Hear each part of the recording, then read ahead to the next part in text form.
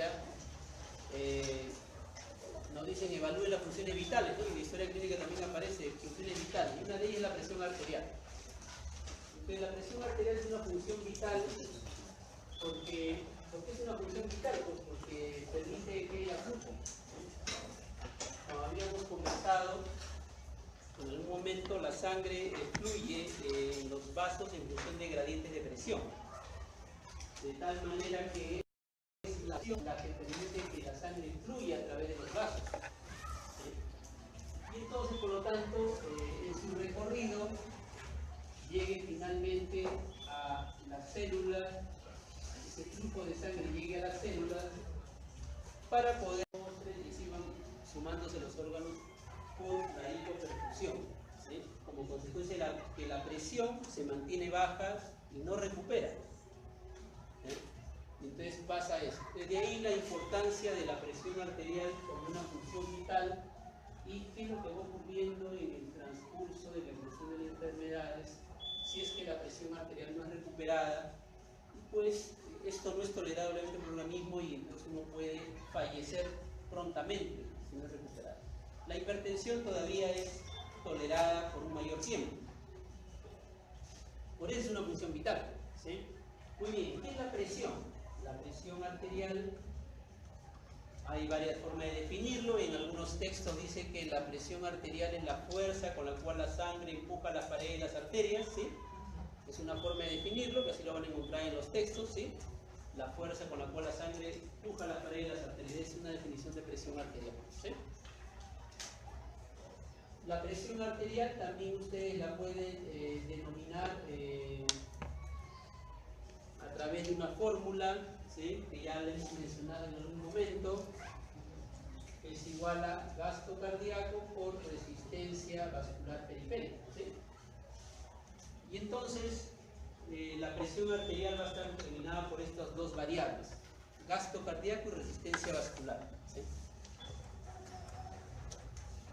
Y entonces, en general, el organismo lo que va a tratar de hacer, ¿sí? Normalmente es buscar que este valor se mantenga en un rango estable, el valor de la presión arterial. Y para eso va a hacer uso de estas dos variables. Y va un poco, ¿sí?, jugar con ellas, tratar de mantener un valor de presión en un rango de estabilidad.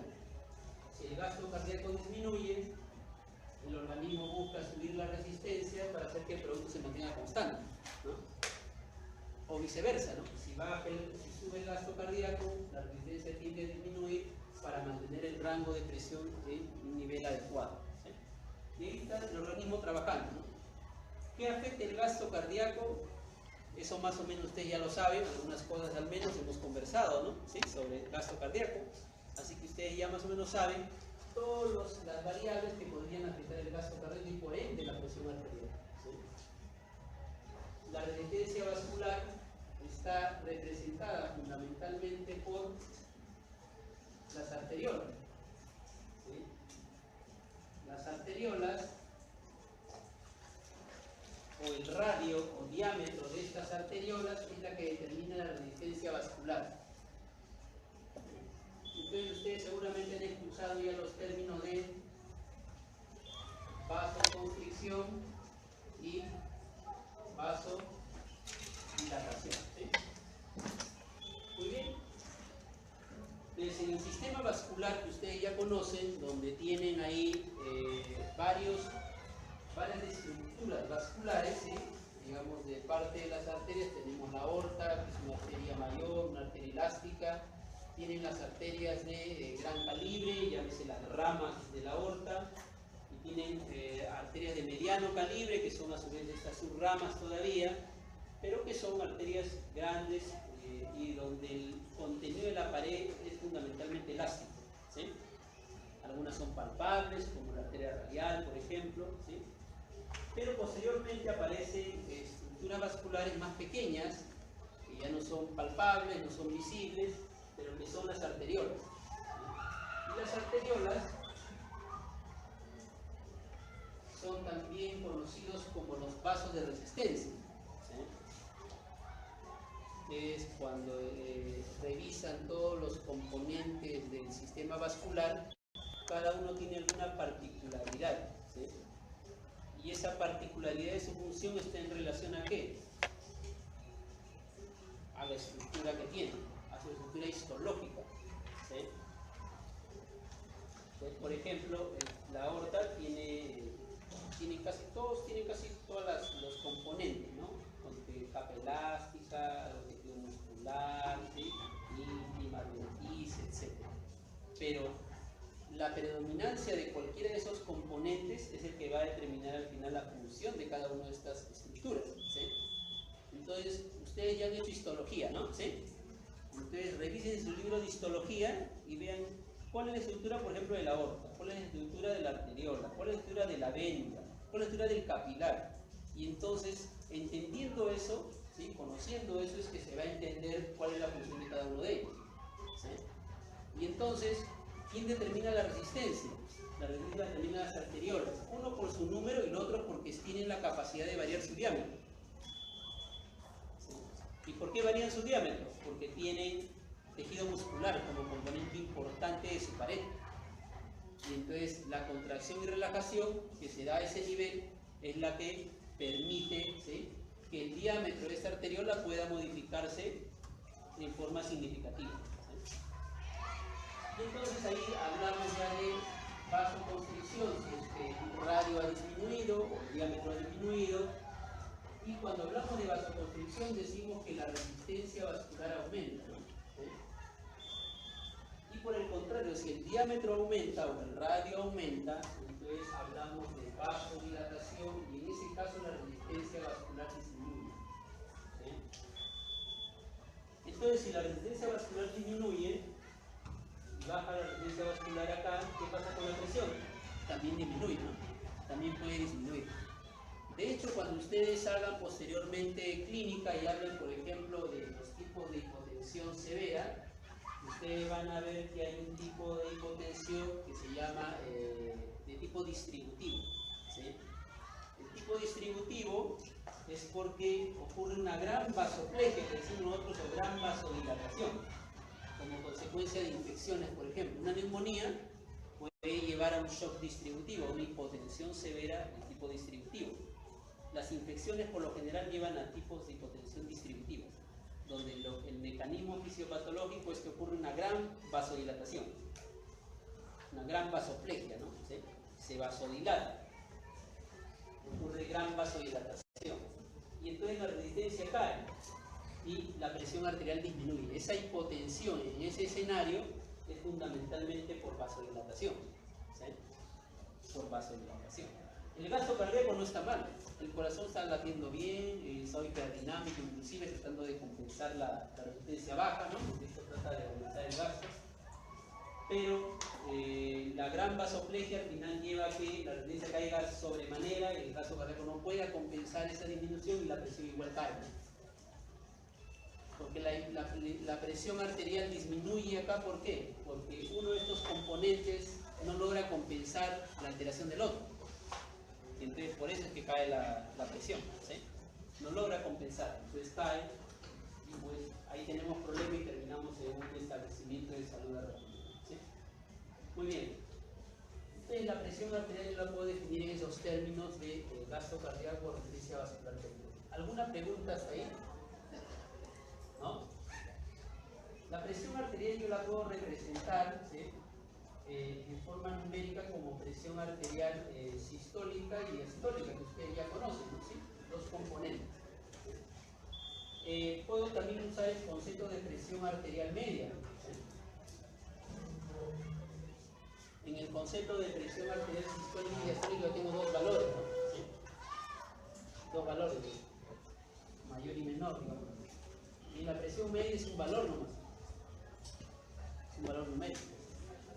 Por ejemplo, si la presión arterial fuera 120-80 milímetros de mercurio, ¿cuál es el valor de la presión media?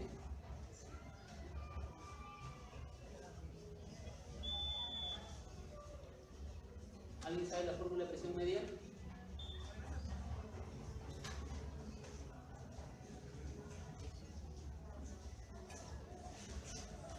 ¿Está bien?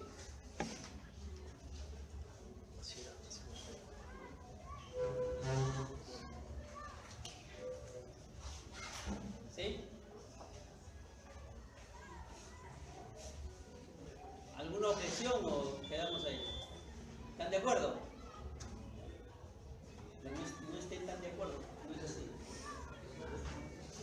La presión media no es la media aritmética de la presión sistólica y diastólica, ¿sí? La presión media es la presión sistólica más 2 veces la presión diastólica sobre 3, ¿sí? ¿Correcto? ¿Por qué la presión arterial media no es la media aritmética? ¿Por qué la presión arterial media no es la media aritmética? Sistólica más diastólica sobre 2, las medias. ¿Por qué no? ¿Alguna opinión?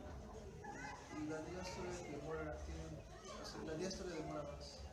Porque la diástole dura más tiempo, por eso es que el componente mayor, el peso mayor, se va a la diástole. O sea, normalmente, fisiológicamente, la diástole no dura igual que la sístole, ¿sí? Recuerden, conversamos, claro, con ustedes conversé el otro día, ¿no? Cuando yo hablo de sistólica y diastólica, aquí me estoy relacionando. Cuando digo la presión sistólica, ¿la sístole de quién? La sístole ventricular, ¿no? O sea, es el valor de la presión arterial, la presión que existe en la arteria durante la sístole ventricular, ¿sí? Entonces, ¿en qué momento ocurre la presión sistólica? Cuando la válvula aórtica está abierta, ¿sí? La sangre está saliendo en ese momento, ¿sí? En el mejor escenario podría ser cuando el ciclo cardíaco esté en la contracción isovolumétrica, ¿no? Porque también es sístole, ¿no? ¿Sí? Pero ese es muy poco tiempo, ¿no? El gran componente de la sístole es la fase de eyección, ¿sí? ¿Se acuerdan de eso, no? ¿Sí? Entonces, cuando hablamos de presión arterial sistólica, estamos hablando de la presión que existe en la arteria durante la sístole cardíaca. O sea, cuando la válvula está abierta, está haciendo la eyección. Y cuando hablamos de diastólica, al contrario, la válvula está cerrada durante la diástole ventricular, es decir, en ese momento el ventrículo se está llenando de sangre, ¿sí? Y ahí, este valor de la presión en la arteria es lo que llamamos presión diastólica. Dado que la diástole dure más, ¿sí? Por lo tanto, el promedio de la presión, la media, no debe ser la media aritmética, ¿no? ¿Sí? Por eso. Muy bien. ¿Qué más? De tal manera que esto nos lleva a darnos cuenta de que la presión media por lo general está más cerca de la diastólica que de la sistólica, ¿no? ¿Sí? Siempre va a estar más cerca del valor de la diastólica que de la sistólica, porque es un promedio ponderado en realidad. Muy bien, entonces tiene presión arterial, sistólica, diastólica y la media, ¿no? La media de alguna manera lo que busca es representar el valor promedio de la presión arterial en el sistema vascular, ¿sí? Cuando ustedes desarrollen clínica van a ver que en algunos casos los pacientes críticos, los pacientes de unidades de cuidados intensivos, ¿sí? En las indicaciones se le dice dele tales medicamentos para elevar la presión de tal manera que la presión arterial media no sea menor de 60. Eso van a ver, ¿eh? ¿Para qué decir la presión media? Le está dando esa indicación, ¿no? esa idea de que es un valor promedio de presión y que me garantiza como mínimo un adecuado nivel de perfusión de los tejidos, ¿sí? Más o menos. Y así lo van a usar posteriormente ustedes en la clínica. La presión arterial se puede medir a través de métodos invasivos, ¿sí? Y a través de métodos no invasivos.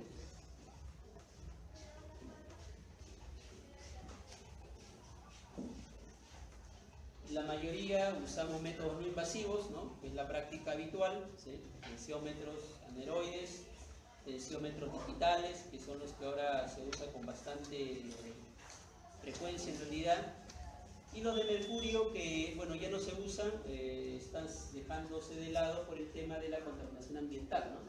Entonces ya no se están comprando tensiómetros de mercurio. En algunos países ya hay normas que prohíben el uso de tensiómetros de mercurio por el tema de contaminación ambiental. Y en nuestro país también ya no se deben adquirir tensiómetros de mercurio. Estarán ahí los que todavía son antiguos hasta que desaparezca, ¿no? ¿Sí? Así que estoy trabajando mucho con los digitales y con los centros aneroides, que son los que la gente con frecuencia conocemos.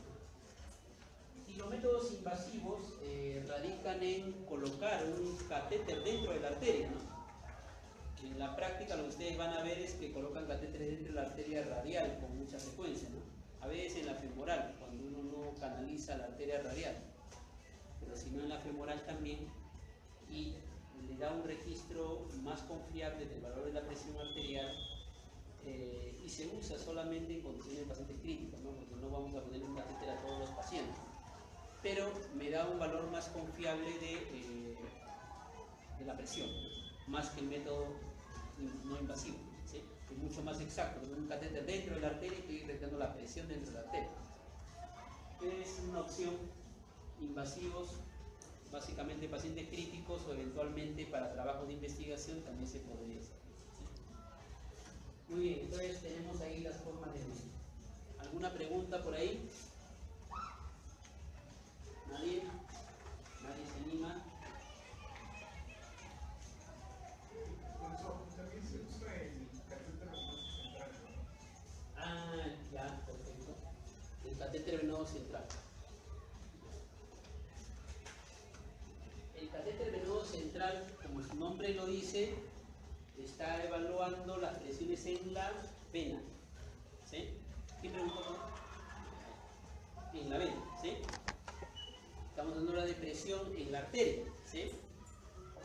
Pero está bien, está excelente la pregunta, porque justamente la idea es aclarar conceptos, ¿no? ¿Sí? Como cuando el otro día preguntaba si durante la inyección todos estaban pensando que el corazón quedaba vacío, ¿no? Entonces todo el mundo dijo, sí, queda vacío, ¿no? ¿Sí? Parecía medio obvio, pero no es así. ¿Se acuerdan de la precarga? ¿Sí? Es una forma de medir, es a través de estos catéteres. Ahora, uno coloca catéteres, a ver si me sale el dibujo, a ver, la aurícula, el ventrículo, tengo la arteria.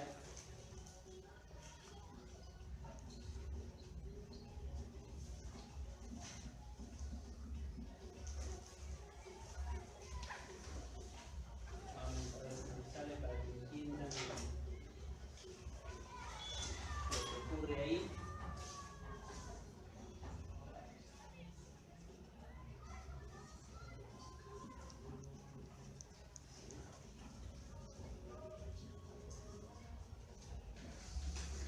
Lo que dice su compañero, por ejemplo, se refiere a la medición de la presión a este nivel. Entonces uno ingresa por el cuello, ¿sí?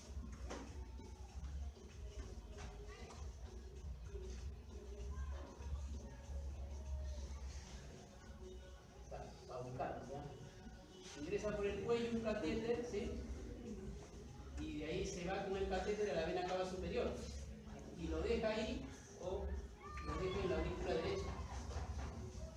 Y lo que hace uno es registrar el valor de la presión a ese nivel, ¿sí? Y registra la presión a ese nivel. Esa es una forma.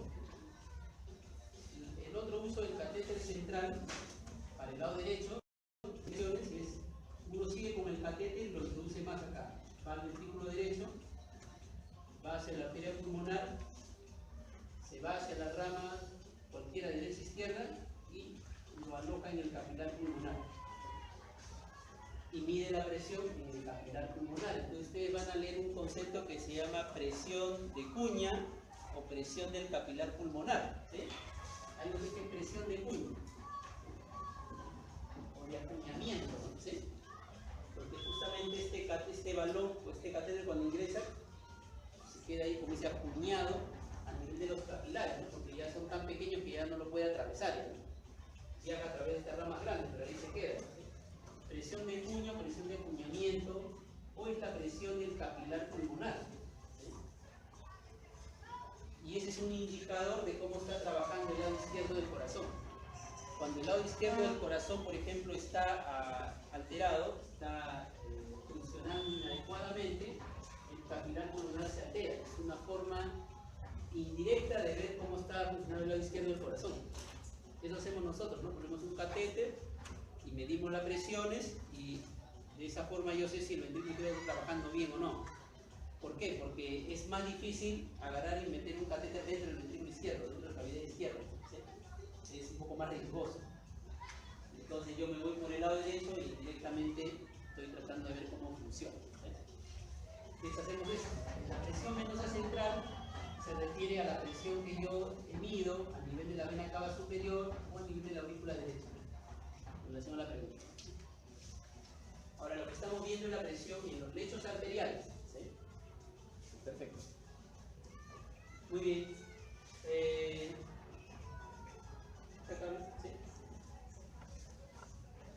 La presión arterial tiene valores, ¿sí?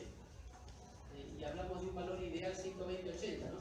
¿Sí? 120-80 milímetros de mercurio como valor ideal de presión arterial. ¿Sí? Igual o menos de 120-80 es lo ideal. ¿Sí? Y decimos que por encima de mayor o igual a 140/90 es hipertensión arterial. ¿Sí? Hipertensión. Uno define hipertensión por encima de esos valores. Y usualmente por debajo de 90-60 milímetros de mercurio uno define presión baja. ¿Sí? Acá de repente quiero comentar lo siguiente. No necesariamente un valor, por ejemplo, digamos que hablamos de presión baja menos de 90-60 y imagino que sea 88/60. ¿Sí? No necesariamente los valores de presión que están fuera del rango están traduciendo una enfermedad. ¿Sí? Porque recuerden algo que de repente ustedes han revisado ya también de estadística, han llevado estadística, metodología de investigación. ¿Sí? Bueno, cuando ustedes hablan de esto, en estos cursos, por ejemplo, hablan sobre cómo se obtienen los valores normales, por ejemplo. ¿Sí? No sé si han conversado sobre cómo yo obtengo un valor normal. ¿Cómo yo digo que el valor de glucosa normal es 100, por ejemplo? ¿Cómo digo que el valor de creatinina en sangre es 1.0? ¿Por qué yo determino que es el valor de normalidad? ¿Sí? ¿Por qué? Porque de repente usted tiene 1.0 y su compañero tiene 0.9, su compañero tiene 0.8, su compañero tiene 1.1. ¿Ustedes no son normales? No necesariamente, ¿sí? No necesariamente que no sean normales, ustedes son normales también, ¿sí? Lo que sucede, como ustedes saben, los valores de normalidad están en relación y no necesariamente, y no quiere decir que sea normal que esté enfermo, ¿sí? Porque estamos partiendo de que tú estás sano. ¿Sí? Entonces, cuando hablamos de normalidad, les quiero mencionar eso por lo siguiente, porque no en forma infrecuente ustedes en la práctica van a encontrar personas que tienen presiones por debajo de 90-60 y entonces hay el riesgo de catalogarlas como que están enfermos eventualmente, y no necesariamente es así. Ustedes van a aprender posteriormente de que una cosa es lo que ustedes puedan medir, ¿sí? Obtener como variable medida, presión arterial, un valor de glucosa, un valor de creatinina, y otro es la clínica que tenga el paciente para yo decir si tiene o no una enfermedad. ¿Sí? ¿Correcto? Y ustedes van a conocer ahí también, por ejemplo, el tema de exámenes auxiliares. Y entonces, ustedes tienen un valor, ¿sí? Que para ustedes está en duda si es normal o anormal. Y tienen la clínica, ¿no? Que es la parte ya más grosera, ¿no? ¿Sí? Lo que uno puede visualizar. Pero en el intermedio entre ese valor anormal y la clínica, yo puedo hacer distintas pruebas para determinar si hay alguna alteración, ¿sí? Que me demuestre que hay enfermedad o no. Y entonces, yo puedo hacer algunas pruebas y están todas normales. Y entonces, ¿a dónde me voy si todo me sale normal acá? ¿Me voy a que esté enfermo o me voy a que está sano? Lo más probable es pensar de que está sano. ¿Sí? Porque hay otro detalle que ustedes van a tener que aprender. No basta con un solo valor ni basta con un solo parámetro. Deben juntar más parámetros, más valores para ustedes decir que realmente está enfermo. La medicina en general es una ciencia o un arte de probabilidades, donde juegan mucho las probabilidades. ¿Sí? Y entonces tienen que tener esas consideraciones de tener más variables, más información. Cuanto más información tengan y abona a un lado, entonces ustedes pueden estar más seguros del diagnóstico, de la indicación que están aplicando. Entonces, la presión arterial podemos decir que este es el valor ideal, menos de 120/80, por encima de 140, igual o más, perdón, sobre 90 es hipertensión y por debajo de 90 de 60 podemos decir que es hipotensión, ¿sí? Para dar una definición otra. ¿Sí? Muy bien. ¿Qué más? La presión arterial, como toda variable fisiológica, no tiene un valor constante. Ahí hemos dicho, bueno, 120-80, ¿no? Pero la presión arterial, si yo hago una gráfica en relación al tiempo, ¿sí? De la presión arterial no es así, ¿sí? Sino que la presión arterial tiene un comportamiento, ¿no? Donde modifica sus valores a lo largo del día. Entonces, si yo tengo acá son las 8 de la mañana, y acá las 8 de la mañana el día siguiente, más o menos acá estaré pues a medianoche y por acá estaré a las 4 o 5 de la mañana, ¿sí?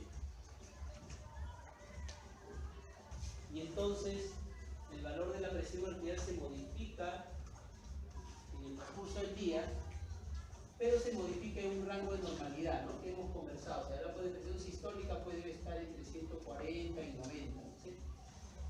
Por ahí se debe modificar. Puede variar en ese rango, pero no es un valor constante. Y eso es interesante, ¿eh? Porque ¿qué pasa en las personas cuando van a buscarme, por ejemplo, algunas personas que van al hospital? Dice, doctor, estoy viniendo porque mi presión está muy inestable. Me tomo el valor, me tomo hoy día, sale un valor, me tomo mañana, sale otro valor, y mañana otro valor, y me lo tomo hoy día un valor, me sale un valor, y de acá me tomo la hora y me sale otro valor, y así. Y entonces yo le digo, bueno, ¿y cuáles son los valores que tiene de presión, no? Y entonces todos los valores están en rango normal, ¿sí? Y entonces, bueno, lo que hay que decir es que la presión varíe es normal, ¿no? O sea, lo anormal es que usted tenga pues 110 todos los días y todo el día, ¿no? Eso no es normal, ¿sí? Porque entre otras cosas, ¿de qué depende la presión arterial, el valor? Del equilibrio, por ejemplo, del sistema autonómico, ¿no? Del balance que hay entre simpático y parasimpático, por ejemplo. Es una variable.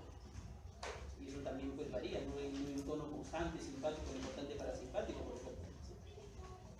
Entonces hay que explicarle eso, es importante ese concepto, ¿no? La presión arterial no es una línea, sino que varía en el día, y eso permite pues que se modifique, y la paciente no tiene por qué asustarse, es normal que varíe la presión. Doctor, Sí. si una subida de presión, por ejemplo, a 140, sí o sí tiene que, la mínima tiene que estar subida. Por ejemplo, Por ejemplo, si es yo 140 tengo sobre 80 igual, o no es, eso no existe. un valor, a ver, dame un ejemplo. 140 sobre 80. 140 sobre 80, ¿ya? Ahí ya también Si ese hablamos de valor existe o no. hipertensión. Ahí también hablamos de hipertensión. O de todas maneras, la sistólica va a afectar la diastólica. Ya, perfecto. Perfecto. A ver, dos cositas de la pregunta. Uno, para yo definir hipertensión, ¿sí?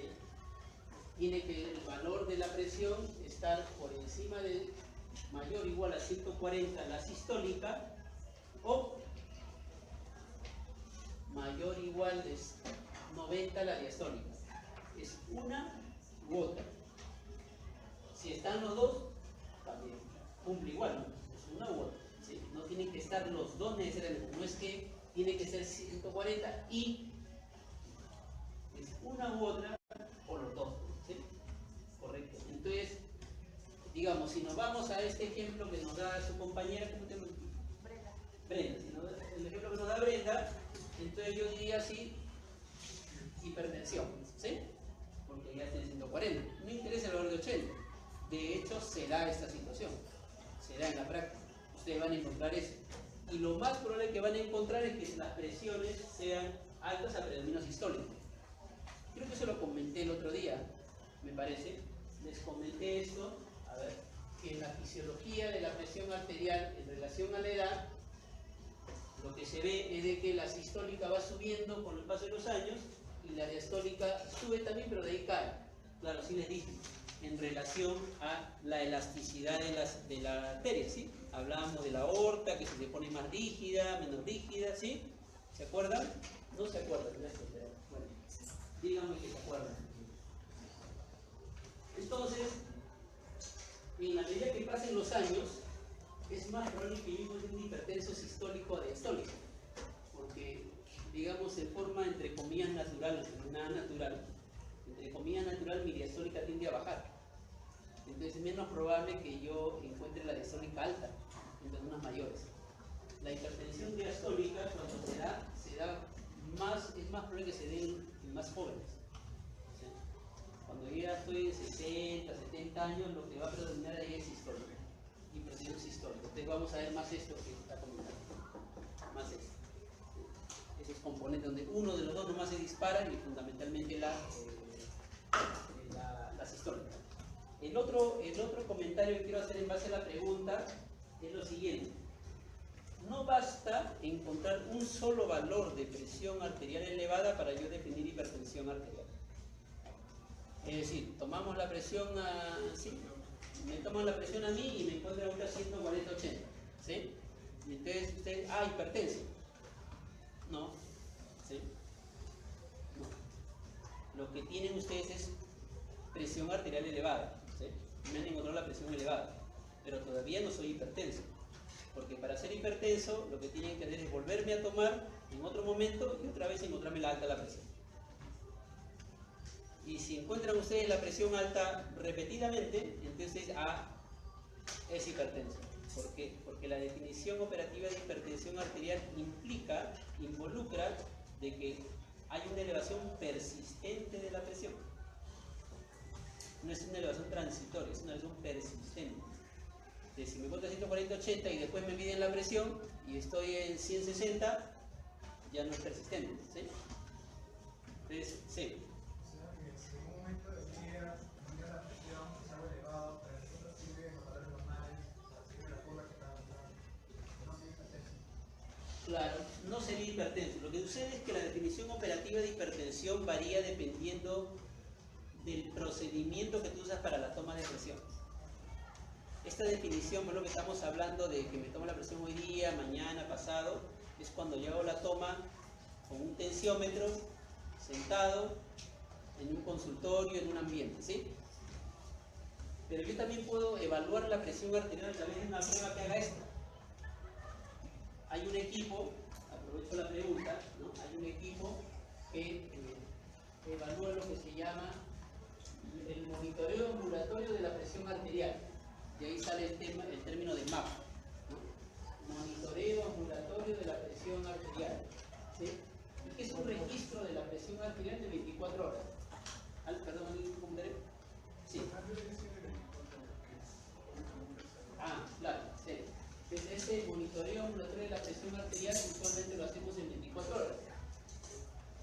Sobre esta curva de la variación, ¿es de esta forma o es que es otra forma cada persona tiene su propia forma de la curva?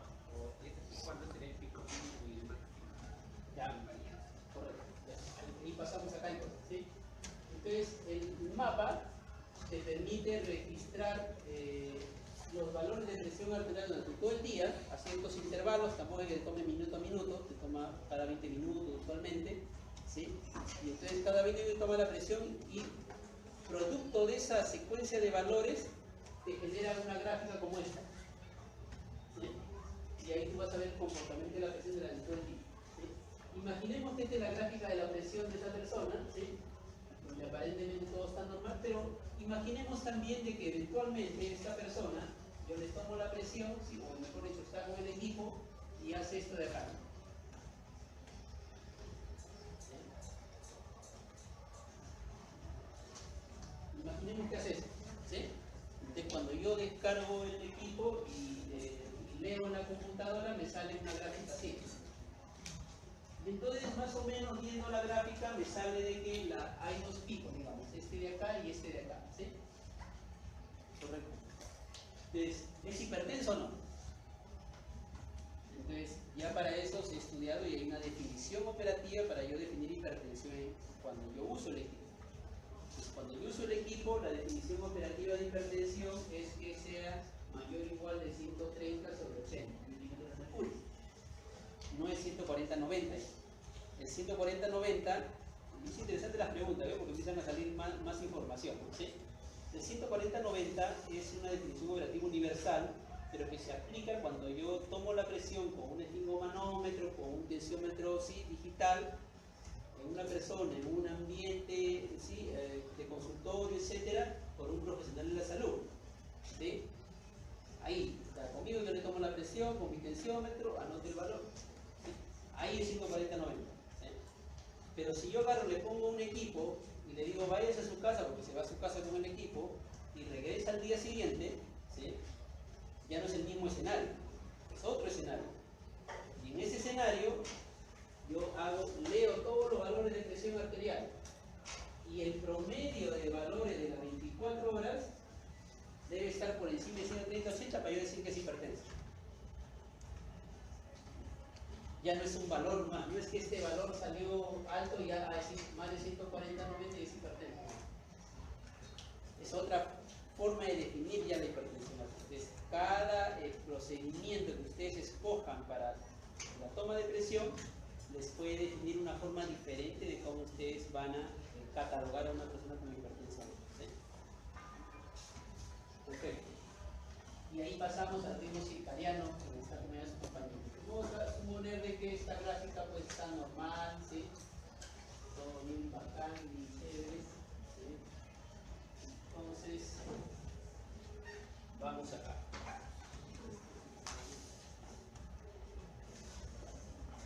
Entonces, ¿qué sucede? Tenemos el gráfico de el ritmo circadiano. ¿Sí? El ritmo circadiano dice de que normalmente la presión arterial es más alta en la mañana o en el día que en la noche. ¿Sí? Por lo general es más alta en el día que en la noche. ¿Sí? Ese es el ritmo circadiano, el patrón regular. ¿De qué depende el ritmo circadiano? ¿De qué depende en buena cuenta el valor de la presión que cualquier persona tiene en un determinado momento? ¿Sí? Es lo que está hablando. El ritmo circadiano en realidad simplemente es una representación de los distintos valores de presión arterial que yo tengo en todo el día. ¿Sí? Entonces, ¿de qué depende que yo tenga un determinado valor en un momento del día? ¿De qué depende que tenga valor en otro momento del día? ¿Sí? ¿Por qué es que en este momento del día mi presión está acá y por qué en este otro momento del día mi presión está por acá? ¿Sí? Ese es ¿sí? Lo que habría que entender. Muy bien. Entonces, hay varias variables que determinan el valor de la presión arterial que yo tengo en un determinado momento. Pero una de las más importantes que determina este ritmo circadiano, esta morfología del ritmo circadiano, es el nivel de actividad que desarrollan las personas. Entonces, ¿por qué la presión arterial es más alta en el día que en la noche? Porque habitualmente nosotros estamos despiertos en el día y estamos durmiendo en la noche. Entonces, habitualmente nuestro nivel de actividad es mayor en el día que en la noche. ¿Sí? Por eso es que el ritmo circadiano da este patrón de valores más altos en el día que en la noche. Hay otras variables que también impactan sobre el ritmo circadiano. Pero la más importante, el que tener el mayor peso, ¿sí? Para ver qué va a pasar con la curva, es el nivel de actividad. Entonces ahí ustedes tienen también que empezar a entender o empezar a analizar otras situaciones. Muy bien, yo le pongo el equipo a una persona y yo digo, bueno, el doctor Carrió en la clase de fisiología hace como 8 años me dijo que el ritmo circadiano era así, ¿sí? Más alto en el día que en la noche, ¿no? Y entonces como de repente yo hice la prueba y el ritmo circadiano me salió así, él está mal, ¿sí? Está diferente, ¿no? Y como yo me acuerdo de la clase que hace 8 años hice, eso está mal, ¿sí? Muy bien, pues lo que pasa es que tampoco les puedo contar toda la historia, ¿no? Porque no es el punto hoy día. Pero sí en función a esto que hemos comentado, y entonces es muy probable que su ritmo circadiano ya no sea exactamente así, sino realmente sea invertido, ¿sí? Sea diferente. De hecho va a impactar sobre el ritmo circadiano, no necesariamente va a salir igual que este de acá. ¿Por qué? Porque estamos diciendo de que el nivel de actividad impacta sobre el ritmo circadiano, sobre el patrón. Y si el nivel de actividad es mayor en la noche que en el día, es probable que sí. el nivel de estrés, sí, va a haber unas, claro, digamos, si estoy despierto en el día, es probable que yo asuma las situaciones de estrés de forma más evidente en la noche que estoy durmiendo, ¿no? ¿Sí? O sea, hay varios componentes, pero el más importante no hay duda que es el nivel de presión. ¿Sí? Ahora, ¿está claro ahí? Sí. Ahora, ¿qué pasa con nosotros los médicos? ¿Sí? Ustedes han visto que los médicos salen, hacen huelga, ¿no? ¿Sí? ¿Sí? ¿Han visto o no cuando salen los médicos a hacer huelga? Se encadenan, ¿han visto o no? ¿Han visto o no? ¿Sí? ¿Han visto o no? Ya, pues. ¿Están preparando, no?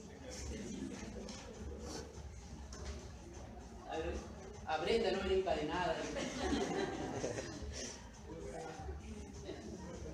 Huelga de hambre, ¿sí? Vayan preparando la grasa parda ahí para poder aguantar la huelga, ¿no? Eso no lo enseñan en las clases, ¿no? Pero después van a hacer eso. Muy bien, entonces, ¿qué va a pasar con los médicos? Bueno, que si pues uno no gana bien, dice, pues tiene que trabajar en el día y después que trabaja en el día no se va a su casa a dormir, porque de ahí agarra y la fuga para irse al otro, a la clínica de repente y empalmar con una guardia en la noche, ¿no? Y lo peor de todo, más triste, es que termina la guardia de noche y no se va a su casa, tiene que regresar otra vez a su turno normal del hospital, ¿sí? Él no duerme, después de que acaba su turno en el hospital, recién ya se va a su casa después de 36 horas. Con suerte, algunos se empalman 48 horas. Yo sí conozco colegas que empalman así 48 horas y después se llegan a su casa. Bueno, entonces, ¿qué va a pasar en ese caso? Si en el día estoy despierto y en la noche también, ¿qué pasa con el ritmo circadiano?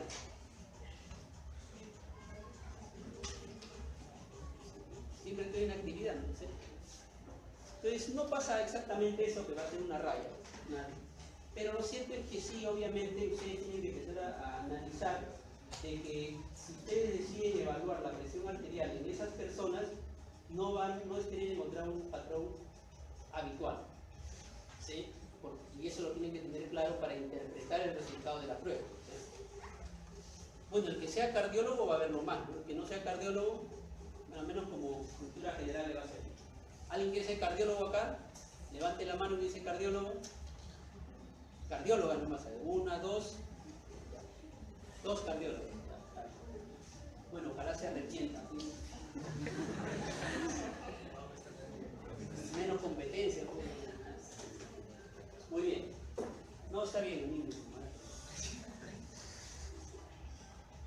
A ver, entonces, ritmo circadiano, estamos en la situación donde el valor más alto es en el día que en la noche, ¿no? Digamos, vayamos con el tema de normalidad fisiológico, ¿sí? Muy bien. Entonces, su compañero hablaba sobre el patrón, y acá hay algo interesante que tengo que agregar. ¿Sí? Es lo siguiente. Hablaba de los picos, por ejemplo, ¿no? Los valores, ¿sí? Entonces, ahí es importante. ¿Alguien preguntó? ¿No? Entonces, yo tengo un valor en el día y tengo un valor promedio en la noche, ¿sí? Que es menor que en el día. Entonces, ese descenso, esa variación de presión arterial, ¿debe tener alguna característica o puede ser cualquier valor? No, debe tener una característica para decir que es un ritmo circadiano normal. Lo que dice es que el descenso de la presión en la noche con respecto al día debe estar alrededor del 10 al 20% aproximadamente. Para yo decir que es normal. ¿Sí? ¿Eso qué quiere decir? Quiere decir que en algún caso, de repente, la presión arterial disminuye, pero disminuye menos del 10%. ¿Sí o no? ¿Puede ser o no? Sí, puede ser. Puede pasar que la presión disminuya, sí, pero disminuye más del 20%. ¿Sí o no? En los tres casos ha disminuido la presión. Es menor en la noche que en el día, pero en rangos que no son los óptimos y adecuados, ¿sí? Y cuando baja mucho la presión arterial, ¿qué puede pasar? Si baja mucho la presión arterial, ¿qué puede pasar? ¿Cómo? Dilo, con confianza, dilo. Ya, no va a llegar al shock, pero sí puede pasar lo que estamos conversando. Si la presión baja demasiado, ¿qué pasa con la perfusión a los órganos y tejidos? Puede disminuirse, ¿no? Entonces, en algunos casos ustedes van a encontrar en la literatura de que las presiones, los patrones hiper extremos, que así se llama cuando baja demasiado la presión, ¿sí? El patrón de descenso extremo, ¿sí? Más del 20%, se asocia al riesgo de muerte. ¿Por qué? Porque justamente lo que la teoría más o menos trata de explicar es que ocurre una hipoperfusión de los tejidos. Si se hipoperfunden, entonces la célula está expuesta a un isquemia y eventualmente una muerte de esa célula, ¿no? ¿Sí? Entonces, para que vean más o menos ustedes cómo es que esta información después es traducida, ¿sí? En situaciones clínicas eventualmente. Bueno, entonces tenemos menos del 10, más del 20, ¿sí? Supongamos que la actividad de la mañana de una persona es algo estresante por lo tanto se percibe una actividad o un ejercicio físico y disminuye en la noche por el hecho de que su actividad ha disminuido. Entonces, viéndolo normalmente, comillas, la evaluación debería ser mayor. Este mismo es el patrón. Es una pregunta interesante. Cuando hablábamos, por ejemplo, de la definición operativa de hipertensión arterial, ¿sí? Y hablábamos del mapa de 24 horas, decíamos que la definición operativa de hipertensión está asociada al valor promedio de las 24 horas, ¿no? ¿Sí? Pero puede pasar, como dice su compañero, de que de repente la presión se eleve, ¿sí? Pero solo en el día, ¿sí? Cuando está despierto, digamos, ¿sí? Y en la noche la presión está en rango bajo. Si yo saco el promedio, y el promedio, bueno, pues por esas cuestiones de la vida sale que es menos de 130-80, ¿no? Si yo digo normal, ¿sí? Pero llama la atención el valor en el día, pues. Entonces hay una definición de hipertensión arterial también secundaria, no es la primaria, es la secundaria, asociada a los valores de presión tanto en el día como en la noche, porque puede pasar lo mismo que han mencionado, pero al revés. En el día está normal y en la noche, cuando está durmiendo, la presión genera picos, ¿sí? De forma relativamente frecuente, que hacen que el promedio de la noche esté por encima del rango habitual. Y entonces uno define también hipertensión en ese caso, ¿sí? En forma secundaria, ¿sí? Es un criterio, digamos, si queremos hablar de mayor y menor, sería un criterio menor, ¿sí? Pero que también puede utilizarlo en algunas circunstancias para catalogarlo como hipertensión, ¿sí? El otro detalle que su compañero, que a propósito de lo que dice también me hace recordar, es el otro concepto. Yo estoy poniendo acá la gráfica de presión arterial, digamos, en el ritmo circadiano, así, ¿no? ¿Sí? O sea, una línea perfecta, ¿no? ¿Sí? Puntito tras puntito, ¿sí? Perfecto. Pero en la práctica real eso no es así. En la práctica real yo tengo valores de presión que están así. Yo uno los valores y tengo una gráfica distinta.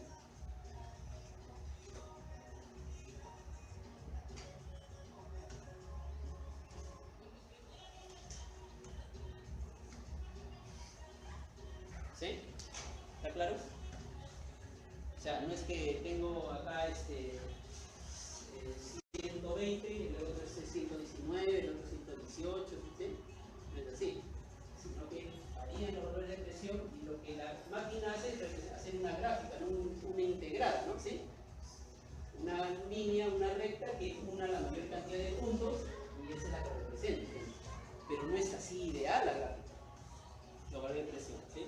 Entonces acá hay un concepto que su compañero me lo hizo recordar, que es la variabilidad de la presión arterial, o que otros hablan también sobre el índice de homogeneidad, ¿sí? Entonces la variabilidad que tiene la presión arterial también es un parámetro de riesgo en algunas cosas. Cuando la variabilidad de la presión es muy amplia, hay mayor riesgo de eventos cardíacos que cuando la variabilidad es pequeña. Lógico. Por ejemplo, yo puedo tener un valor de presión acá, ¿sí? Digamos de esta gráfica, ¿no? ¿Sí? Del promedio. El promedio puede ser porque la gráfica es así de presión, ¿sí? ¿Correcto? ¿Sí? Pero esa barra promedio también puede ser porque la presión es así. Al final, en ambos casos, el promedio es el mismo, ¿sí? Pero el comportamiento de la presión arterial es diferente. En una, las variaciones que hay entre toma y toma, ¿sí? Son pequeñas. mientras que en otro caso las variaciones que hay entre toma y toma son muy amplias, ¿sí? Entonces, a eso le llaman lo que es la variabilidad del valor de la presión arterial, ¿sí? Entonces, cuanto más pequeños sean los intervalos, quiere decir que más homogéneo el valor. Entonces, cuanto más homogéneo sea, cuando la variabilidad es menor, el pronóstico es mejor de salud. Cuando es muy amplia, habla pues de pequeños picos, ¿no? ¿Sí? Picos sube y baja, sube y baja, sube y baja.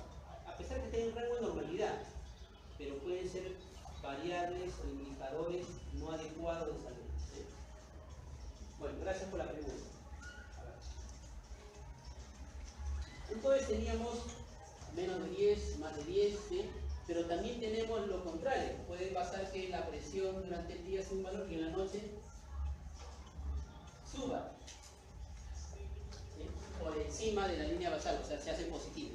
O sea, en vez de caer, sube.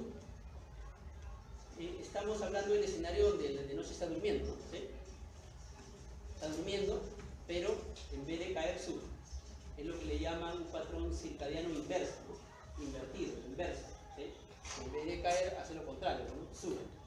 Eso, por ejemplo, se ve con alguna frecuencia en personas obesas, en roncadores, en personas que tienen síndrome de apnea del sueño, que ustedes lo van a estudiar después, que son personas que en la noche roncan, son asociados a obesidad.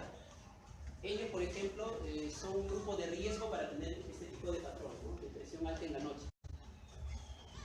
Eso, por ejemplo, de acá, es importante que ustedes lo asimilen y lo graben. ¿Por qué? Porque, por ejemplo, encontrar una persona hipertensa en este escenario es un poco más fácil, porque está de día, y ustedes en consultorio atienden de día, ¿sí? O alguien va a atender en la madrugada acá en consultorio. Alguien va a poner, yo tengo consulta de 2 a 4 de la mañana. Puede ser, ¿no? Puede ser, ¿sí? Hay hospitales que ahora tienen las 24 horas del día, ¿no?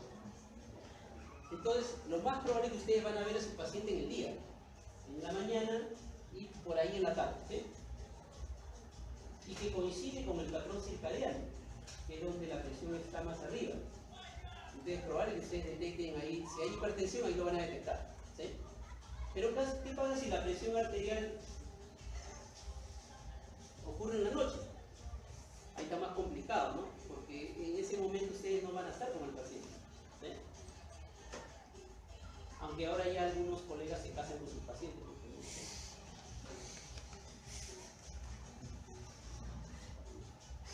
Les estoy dando todos los tips, ¿ah?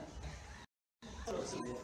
Después cuando lleguen al internado no digan, no, el doctor no me dijo, yo le dije. Se enamoran de su paciente o de la nieta de la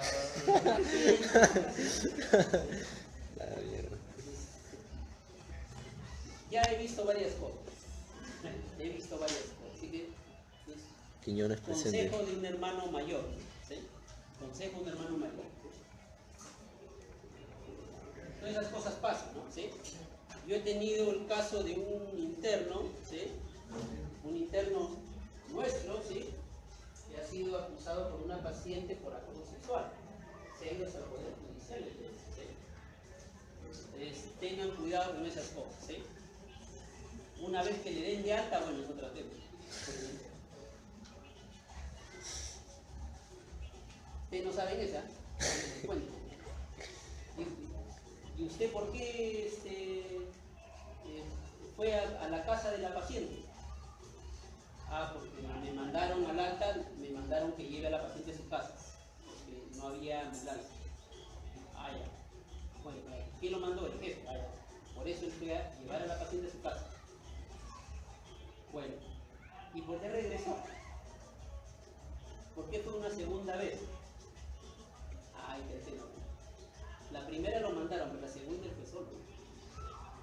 Precaución. Y después la paciente estaba en el hospital. Y a mí me fastidia porque a mí me llegan después las quejas y vaya a informar por qué el interno de otras cosas. Por eso les aviso desde ahora, por tiempo. Muy bien, entonces, acá es el problema. Entonces, ahí hay que sospechar en esta situación para poder hacer después a la semana, ¿no? Hay que esperar más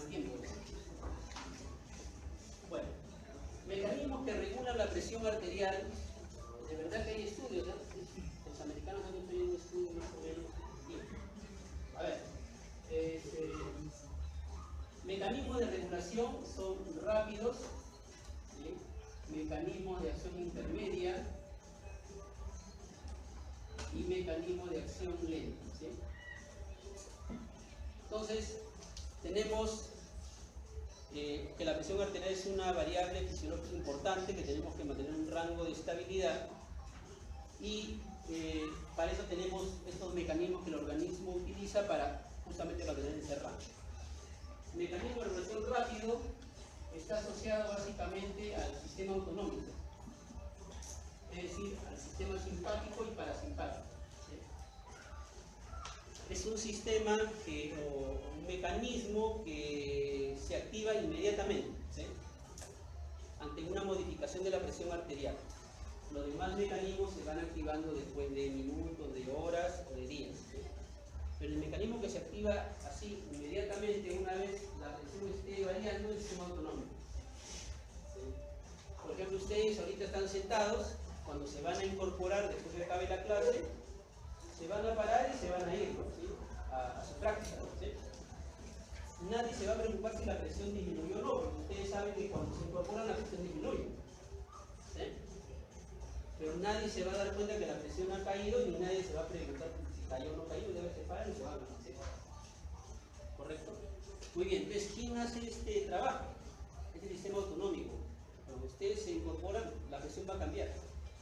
El sistema autonómico inmediatamente entra a trabajar para mantener la presión en un rango adecuado, ustedes ni se den cuenta y sí. Estos mecanismos, sin embargo, se van deteriorando o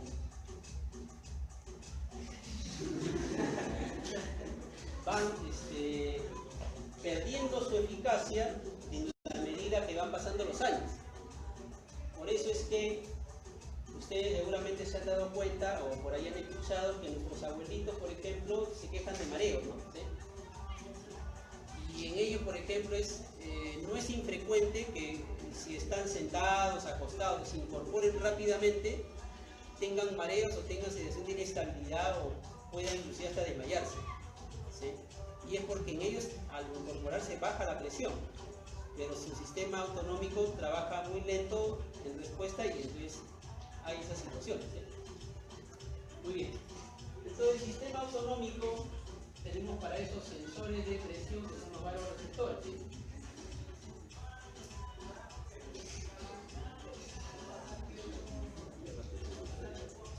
Suspendemos la clase. Entonces, tenemos varios receptores que son los sensores de la presión arterial. Estos sensores se ubican en el callado de la aorta, ¿sí? El callado de la aorta y el seno cartílago, ¿sí? El seno cartílago.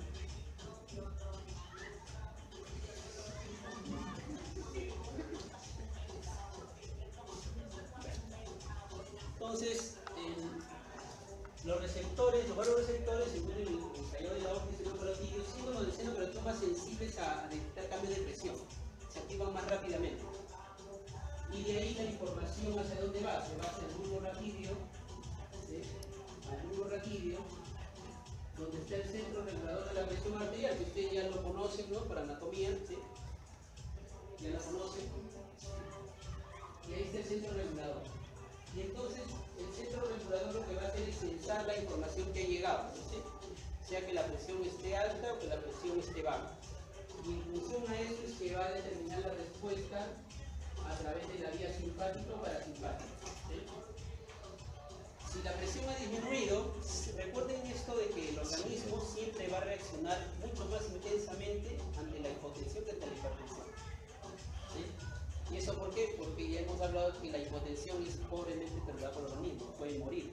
Entonces, por un acto de preservación, ¿sí?, del individuo, las respuestas ante la hipotensión siempre son más intensas que ante la hipertensión, ¿sí? Entonces, el sistema simpático se activa si la presión ha disminuido, el que se activa es el sistema simpático, ¿no? Y el sistema simpático lo que va a hacer es mandar fibras hacia el corazón, ¿sí?, y hacia los vasos sanguíneos. Entonces, en el corazón, ¿qué va a hacer? El corazón lo que va a hacer es estimular la contractilidad, ¿sí? Incrementa la contracción, la fuerza de contracción y por lo tanto incrementa el gasto cardíaco, ¿no? ¿Sí? Incrementa también la frecuencia cardíaca y por lo tanto también ayuda a incrementar el gasto cardíaco. Y a nivel vascular lo que hace es inducir vasoconstricción y entonces aumenta la resistencia vascular, ¿no? Entonces actúa sobre gasto cardíaco por resistencia vascular periférica. Entonces el sistema simpático incrementa el gasto cardíaco e incrementa la resistencia y por lo tanto hace que la presión arterial recupere el valor de normalidad, ¿no? Porque había disminuido, ¿sí? Cuando la presión arterial aumenta, por el contrario, el organismo lo que hace es activa la vía parasimpática. Y la vía parasimpática fundamentalmente llega hacia el corazón. No llega mucho a los vasos sanguíneos. La inervación parasimpática en los vasos sanguíneos es relativamente pobre. Por eso es que la respuesta parasimpática en los vasos también es muy pobre, porque no hay mucha inervación parasimpática. Entonces, el componente fundamental de la respuesta parasimpática será a nivel del corazón. Y entonces, ¿qué hace el corazón? Si la presión arterial ha aumentado, lo que hace es disminuye la frecuencia cardíaca y disminuye la contractilidad, con lo cual baja el gasto cardíaco, ¿no? ¿Sí? Baja el gasto cardíaco y eso ayuda a que la presión arterial vuelva a disminuir, ¿sí? ¿Está claro? ¿Sí? Simpático y parasimpático. Algo que me olvidé mencionar es que el sistema simpático todavía tiene otro componente más, otro brazo más ejecutor, ¿sí? Que es la médula adrenal, ¿sí? La médula adrenal.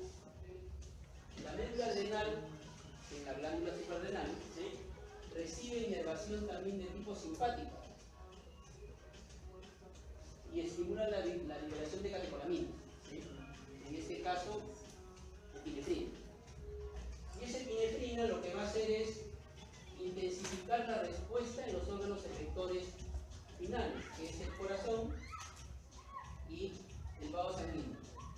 Entonces intensifica el incremento de la contractilidad, el incremento de la frecuencia cardíaca, que ya llegaba directamente, recuerden ustedes, y también intensifica la vasoconstricción, que también a través de fibra simpática directa también se da.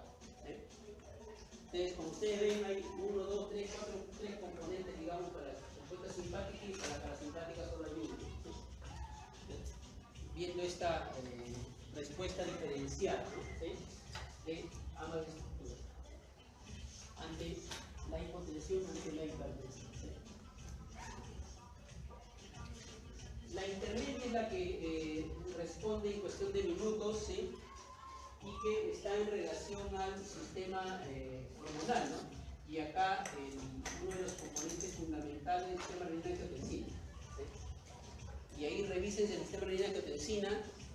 Quien quiere ser cardiólogo o cardiólogo, acá hay dos creo acá, ¿sí?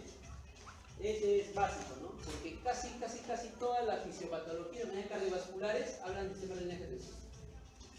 Todo está metido en el sistema renina-angiotensina. Así que ahí son de memoria.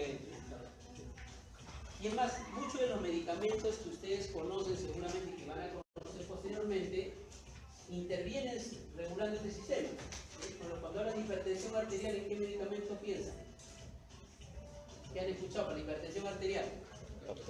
Captopril. Captopril es un medicamento que inhibe este sistema, ¿sí? ¿Qué otro? Enalapril, de repente, también inhibe este sistema, ¿sí? Para la insuficiencia cardíaca, ¿qué tal? También, pues, enalapril, ramipril, también, ¿sí? Paciente coronario, también, que tenía infarto, también enalapril, captopril.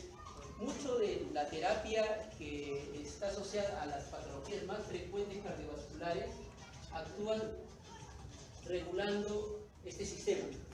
Es uno de los más importantes.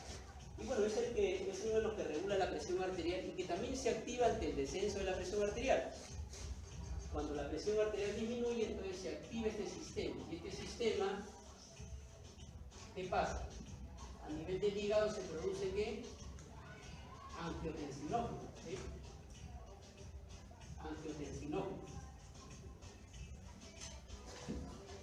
El angiotensinógeno, por acción de la renina, ¿sí?, pasa a angiotensina 1. ¿Sí?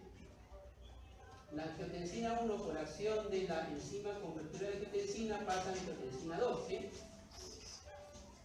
Y la angiotensina 2 es el ligando que se une al receptor AT1 para generar la respuesta ya en la célula. ¿Sí?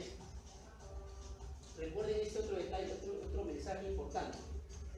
La respuesta que se genera ante la activación de un receptor va a depender no solo del ligando, sino de qué célula es activada. ¿Sí? Por ejemplo, si yo digo acá, este receptor AT1, por ejemplo, imaginemos que esté en el músculo cardíaco. Ustedes esperan un tipo de respuesta ahí, ¿sí?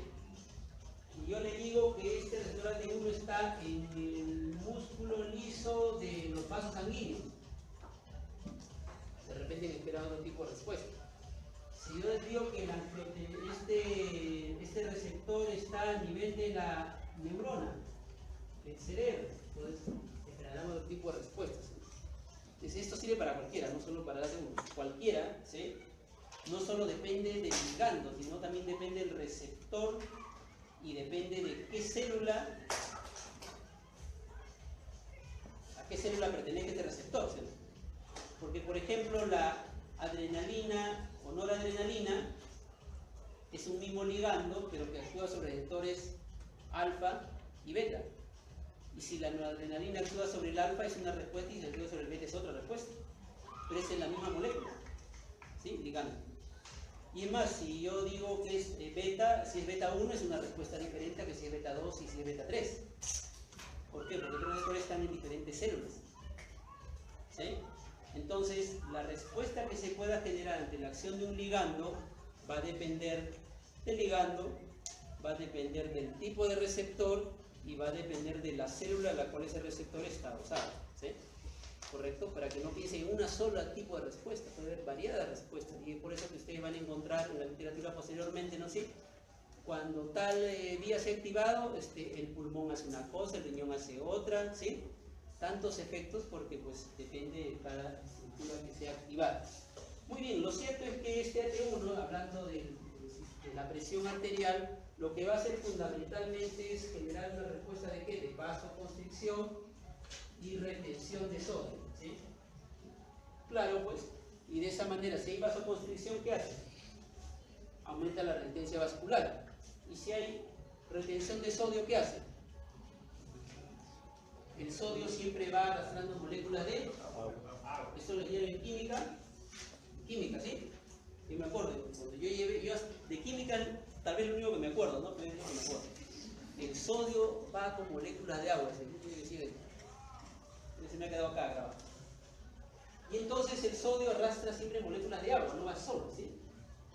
Y entonces si arrastra moléculas de agua, ¿qué va a suceder con nuestro intravascular? Va a aumentar. Y si aumenta nuestro intravascular, ¿qué pasa con el retorno venoso? Aumenta, ¿sí? Si aumenta el retorno venoso, ¿qué pasa con la precarga? Aumenta. Si aumenta la precarga, ¿qué pasa con el gasto cardíaco? Aumenta. Si aumenta el gasto cardíaco, ¿qué pasa con la presión arterial? Aumenta. ¿Sí? Se da toda la vuelta, ¿sí? ¿Ya? Entonces, por eso pasa estas cosas. Por eso es que cuando hay hipotensión se activan estos mecanismos, este mecanismo, y que en buena cuenta esta acción lleva al incremento de presión arterial, por aumento del volumen intravascular del sodio o por vasoconstricción afectando la resistencia vascular. ¿Sí? Muy bien.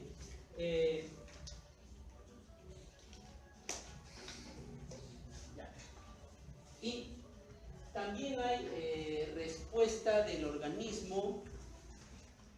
Falta acá también la vasopresina, ¿sí?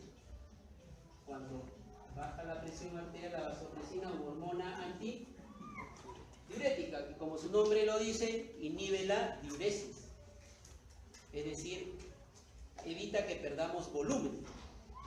Y si evita que perdamos volumen, lo que ocurre por contraposición es que ganamos volumen. Y pasa lo mismo que con el sodio, ¿no? ¿Sí? Si ganamos volumen, aumenta el nitrato intravascular y entonces eso fortalece la respuesta del sistema renina-angiotensina, de retención de sodio. ¿Sí? Entonces, más volumen y eso acompaña el tema de la presión arterial. ¿La hormona antidiurética de dónde sale? ¿Han hecho la parte de glándulas endocrinas? Sí, ¿no? ¿De dónde sale la hormona antidiurética?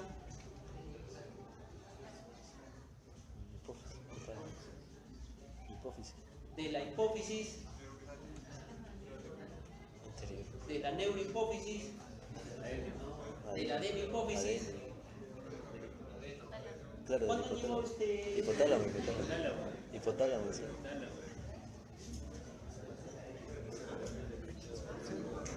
Bueno, de algún lugar de la cabeza sale, ¿no?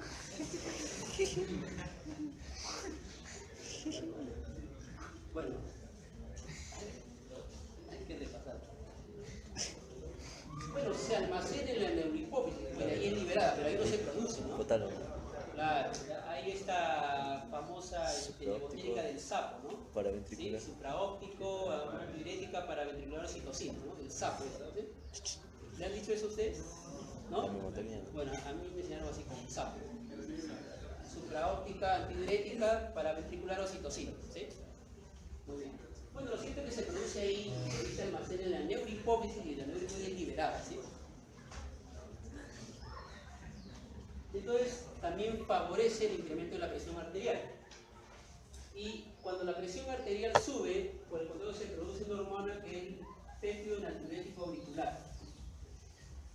Cuando la presión arterial sube, yo quiero bajarla, ¿sí?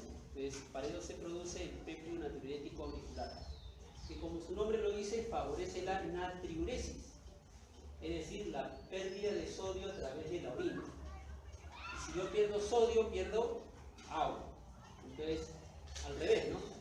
En vez de que mi intravascular aumente, disminuye mi retorno venoso, disminuye mi precarga, baja mi gasto cardíaco y por lo tanto baja la presión arterial.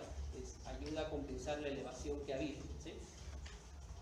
Y el último mecanismo para terminar, para que se vayan todos a su práctica, ¿sí? Es el mecanismo de regulación lento, que es el mecanismo de regulación renal. ¿Sí? El mecanismo de regulación renal es, ¿han llevado ya renal o todavía? Todavía. Que cuando lleven renal ya lo entenderán. A ver, el mecanismo de regulación renal es un mecanismo que se activa después de algunas horas, ¿sí? O días de haberse modificado la presión arterial, y fundamentalmente lo que hace es manejo de agua, manejo de volumen, ¿sí? Su principal mecanismo está en trabajar volúmenes de agua. Entonces, ¿qué hace el organismo? Se dice que cuando la presión arterial aumenta, yo pierdo volumen. Es decir, ¿cómo se traduce eso en el riñón? Porque aumenta la ilesis, ¿sí? De esa manera pierdo volumen, ¿sí? Pierdo, como más orina y por ahí se va el volumen. Y cuando la presión arterial disminuye, lo que pasa es que orino menos. Entonces maneja volumen. ¿Qué hace? A ver, si aumenta la presión arterial, orino más. ¿Qué es lo que estoy haciendo en buena cuenta? Perdiendo volumen, disminuyendo mi intravascular. Y si baja mi intravascular, con toda la vuelta, baja el gasto cardíaco y baja la presión. ¿Sí? Ayuda a bajar la presión. ¿Está claro? ¿No? Lo repiten todos. A ver. Si pierdo volumen, ¿sí? En este caso la diuresis se ha incrementado, entonces estoy perdiendo volumen, ¿sí? Ese volumen va a implicar que mi intravascular disminuya, ¿sí? Si disminuye mi volumen intravascular, el volumen que regresa al corazón disminuye. ¿Eso cómo se llama? Precarga, ¿sí? Y por ley de Frank-Starling, ¿qué sabemos? Si la precarga disminuye, el gasto cardíaco disminuye, ¿sí? Si disminuye el gasto cardíaco, por mi fórmula, presión arterial igual gasto cardíaco por potencia vascular, si bajo el gasto cardíaco, la presión arterial, si baja el gasto cardíaco, la presión arterial disminuye. ¿Y todo de dónde partió? De que la presión arterial estaba elevada, ¿sí? Entonces, de esa manera busca restablecer el valor de la presión arterial, ¿sí? Y lo hace estimulando diuresis. Si la presión arterial ha disminuido, por el contrario, disminuye la diuresis, ¿para qué? Para retener volumen y el intravascular aumenta. Integra todo el circuito y aumenta el gasto cardíaco. Y de esa manera la presión arterial se recupera, ¿sí? Busca recuperarse. Ahora, está claro ahí, ¿no? Es bastante... Pero la ADH no va a regular ese sistema. La hormona antidiurética, ya, lo que pasa es que es otro mecanismo. Claro, la hormona antidiurética también está incluida en este mecanismo intermedio y también va a favorecer la regulación de agua. En este caso impide que se elimine, ¿no? ¿Sí? Ya. Pero lo que sucede es que este mecanismo de menor diuresis no es por la hormona antidiurética. Además, mira acá, si fuera hormona antidiurética, claro, pues acá, ¿qué es lo que sucede? Este mecanismo de menor diuresis no es por acción de la hormona antidiurética acá. Acá este mecanismo es otro. ¿Qué pasa? Te agradezco la pregunta. Ustedes cuando hagan renal, no me he hecho renal también, ¿no? No, ya. Cuando hagan renal, a ver, un ratito para que te vayan a hacer práctica ya.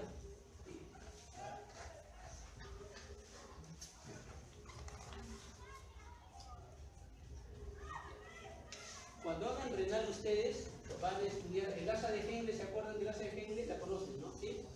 La asa de Henle, ¿sí? Correcto, muy bien. El asa de Henle y también conocen el tubo colector, ¿sí? ¿Correcto? El tubo colector. El tubo colector y el asa de Henle, ¿sí?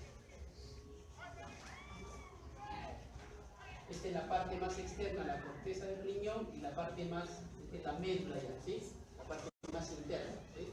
El parénquima renal. Muy bien. Ustedes van a estudiar en renal que hay un mecanismo de contracorriente, ¿sí? ¿Qué es esa cosa? ¿Qué es el mecanismo de contracorriente? Ese mecanismo permite que la osmolaridad, ¿sí? La osmolaridad en el intersticio, en el parénquima renal, sea diferente y sea de menor a mayor en la medida que se profundiza a nivel del parénquima renal, ¿sí? Por ejemplo, imaginemos acá sea 50 la polaridad, acá sea 100, ¿sí? Acá sea 150, acá sea 200, acá 300 y así, ¿sí? ¿Correcto? Eso se genera por un sistema de contragradiente, que lo van a estudiar ustedes en renal, ¿sí? Pero lo que lleven buena cuenta es que la osmolaridad en el parénquima renal, en el intersticio, ¿sí? Sea diferente y sea de menor a mayor en la medida de la parte más externa hasta la parte más profunda. ¿Para qué sirve eso? ¿Para qué? Esto lo usan para manejar los volúmenes de agua. Cuando ustedes produzcan, digamos, viene el flujo urinario por acá, o viene el flujo, ¿no? Y se quiere producir la orina, ¿sí? El tubo colector para producir orina, ¿sí? Por ahí pasa todo el flujo. Ustedes tienen acá unas compuertas, ¿sí? Para que el agua se movilice y el agua pueda ser recuperada, ¿sí? Al intersticio, ¿sí? De tal manera que la orina, el volumen de orina, sea menor que el volumen que ingresó al tubo colector, ¿sí? ¿De dónde se ve ese volumen? ¿De dónde se absorbe? Por todos lados, pero acá se absorbe, ¿sí? Por acción de la hormona antidiurética, ahí va jugando, ¿sí? Entonces, se abren canales que ustedes van a estudiar que son denominados, de repente han escuchado ese término de acuaporinas. No sé si han escuchado las acuaporinas. ¿Han escuchado las acuaporinas? ¿Qué paquete es el nombre? Ya, esas son las acuaporinas, pues. Las acuaporinas son canales de agua que se aperturan a nivel de la pared tubo colector y permiten el pasaje de agua, ¿sí? Pero ¿cómo es que pasa el agua? Si yo tengo concentraciones diferentes, osmolaridades diferentes, ¿de dónde va a ir el agua? Mayor. De mayor a menor, ¿sí? Se van a ir ahí distribuyendo el agua. Entonces, lo que pasa es esto. el agua se va desplazando en función de esta gradiente de osmolaridad que hay entre esta luz del tubo colector y lo que hay acá adentro, ¿no? Si tú vas avanzando, te vas a dar cuenta que la gradiente va aumentando, ¿sí? Porque cada vez la osmolaridad va aumentando acá. Por lo tanto, la capacidad de arrastre de agua va aumentando en la medida que te vas profundizando más en el parénquima del lázaro, ¿sí? Por lo tanto, tu capacidad de ahorro de agua está dependiendo de qué tan concentrada esté esta médula, ¿sí? Porque cuanto más concentrada esté, más capacidad de arrastre de agua tienes, ¿sí?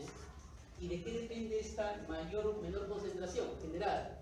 Depende de la longitud del asa de Henle. Cuanto más larga sea, más concentrado va a estar tu intersticio y por lo tanto más capacidad de arrastre de agua vas a tener. Entonces, las distintas especies se diferencian en su capacidad de ahorro de agua por la variación de la longitud de asa de Henle. ¿Quién tendrá el asa de Henle más larga, nosotros o el camello? ¿Nosotros o el camello? Camello. ¿Nosotros o el camello? ¿Dónde vive el camello? Desierto. ¿Tiene agua el camello o no?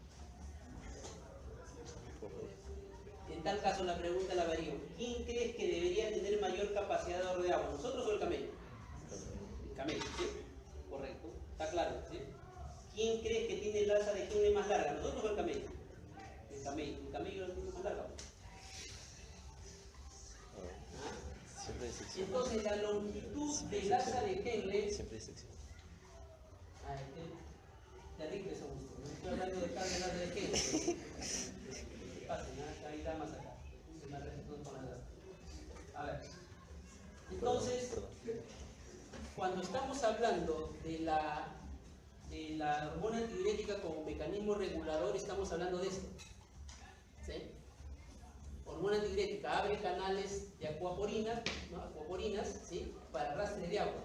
Y la capacidad de arrastre de agua va a depender de la longitud, del grado, de la gradiente de concentración general, que a su vez depende de la longitud del asa de Henle. ¿Sí? ¿Sí? Cuando hablamos del mecanismo renal que hemos comentado, no es este mecanismo. Ese mecanismo es, lo van a estudiar ustedes también después, que tiene que ver con el volumen de filtración. El volumen de filtración. Ustedes saben de que la sangre va a pasar por el riñón, bueno, no he dicho también el capítulo, pero sí lo conocen más o menos. La sangre pasa por el riñón y es filtrada, ¿sí, no? ¿Sí? De tal manera que una cierta cantidad de volumen ingresa a los túbulos, ¿sí? Y circula por los túbulos, ahí también se reabsorbe, se secreta hasta que al final pues se produce la orina, que es un volumen mucho menor que aquello que ingresó, ¿sí? ¿Correcto? Muy bien. Entonces, ¿de qué depende ese volumen filtrado? Porque ese volumen puede ser más o menos, ¿sí? O sea, ¿qué tanto pasa del vaso sanguíneo, ¿sí? Al glomérulo, ¿sí? A los túbulos? ¿Qué tanto de volumen se filtra? No es constante, ¿no? Puede ser más o puede ser menos. Entonces, cuando hablamos del mecanismo de regulación renal y hablamos de la diuresis o disminución de la diuresis, estamos hablando del mecanismo que regula esto de acá, el volumen de filtración. No estamos hablando de la capacidad de gestión de agua acá. Estamos hablando de este nivel. ¿Sí? De eso estamos hablando. Entonces, el mecanismo de regulación renal lo que está en realidad trabajando o variando es su volumen de filtración. Entonces, cuando la presión sube, ¿qué pasa con el volumen de filtración? Aumenta. Por eso es que al final del recorrido se produce más orina, ¿sí? Porque está ingresándole más volumen al sistema, ¿sí? Igual trabaja, filtra, absorbe lo que sea, pero como ingresó más, de todas maneras sale un poco más, ¿sí? Pero si el volumen de filtración disminuye, también es muy probable que mi volumen final de orina disminuya. Por eso decimos, cuando la presión sube, lo que sucede es que mi volumen de filtración aumenta. Eso es lo que ocurre. Eso lo van a estudiar ustedes ya en renal, mucho más en detalle. No me quiero extender ahí porque también tiene que ser. Y cuando la presión arterial disminuye, el volumen de filtración disminuye. Y por eso es que acá la diuresis aumenta y acá la diuresis disminuye. Pero como ven, es un mecanismo diferente al de acá de los monoaminoácidos. Es otro mecanismo. Bien, jóvenes, tienen ustedes que ir a su práctica. Vayan porque allá lo voy a esperar también. La presión arterial, es decir, la presión muy elevada. Y también saben que hay personas que tienen la presión muy baja, ¿sí? Asociados también a enfermedades. Entonces, el organismo de por sí no tolera mucho la presión baja, tolera un poco mejor la presión alta, siendo las dos un problema, pero tolera mejor nuestro organismo las presiones altas. Uno puede vivir con la presión alta días, semanas, meses, años de repente y eventualmente no ocurrirnos nada, ¿sí? De comillas, ¿sí? Más allá de que sea un problema de salud, igual que a la larga puede condicionar problemas. Pero yo no puedo tener una persona con hipotensión, ¿sí? Significativa y que esté semanas, meses o años. No pasa eso, porque esa persona antes del media está muerta, ¿sí? ¿Por qué? Porque al haber presión baja, al no haber flujo, la célula se muere, ¿sí? Entonces ustedes van a conocer después ya en los hospitales, cuando vean pacientes, de repente por ahí han leído en algún momento o han escuchado el término falla orgánica múltiple. Entonces ya han escuchado ese término, ¿no? ¿Sí? Cuando los órganos empiezan a fallar consecutivamente uno detrás del otro durante la evolución de un paciente. Entonces, por ejemplo, ustedes pueden tener que ingresa un paciente al hospital por una neumonía, ¿sí? Donde el problema está ubicado en el pulmón, ¿sí? Fundamentalmente. Como consecuencia de este cuadro desarrolla hipotensión, es decir, la presión baja. ¿Sí? Es como la presión baja, ¿qué sucede con el flujo a nivel de todo el aparato circulatorio? Disminuye, ¿no? ¿Sí? Y por lo tanto, todo nuestro organismo está sometido a esta hipoperfusión, ¿sí? Todo el organismo. Entonces, de repente, imaginemos que esta célula es del pulmón, ¿sí? ¿Correcto? Entonces, nuestro neumocito va a estar en problemas porque tiene un aporte de sangre disminuido, ¿sí? Más la enfermedad, complicado que se recupere, ¿no? Esa célula, ¿sí? Pero ese hipoflujo no solo se restringe al pulmón, porque este es sistémico. Y entonces tenemos que ese hipoflujo también puede llegar al ¿qué es eso? Parece un riñón. Bueno, el riñón, ¿sí? Y entonces, si llega al riñón, si el riñón también se hipoperfunde, ¿qué va a generar? Una insuficiencia renal, ¿sí? ¿Cómo se va a traducir eso en la evolución del paciente? En que disminuye el flujo de orina, que es uno de los indicadores de que también o no está funcionando mi riñón. ¿Sí? Cuando ustedes vean pacientes posteriormente, ustedes van a evaluar si la perfusión a los tejidos es buena o no a través del flujo de orina. Van a poner catéteres en la vía urinaria o eventualmente van a estar contabilizando, es decir, ustedes le van a decir a la enfermera, ¿sí? Por favor, mida flujo urinario cada 24 horas, si está peor, mida flujo urinario oral. Cada hora van a estar midiendo flujo urinario. ¿Para qué le piden que mida flujo urinario? Para evaluar cómo está funcionando el riñón, ¿sí? En un contexto de hipotensión, es un marcador de que si la evolución no está siendo adecuada en esta enfermedad y hay compromiso de otros órganos. Por eso se llama falla multiorgánica, porque empieza a fallar el pulmón.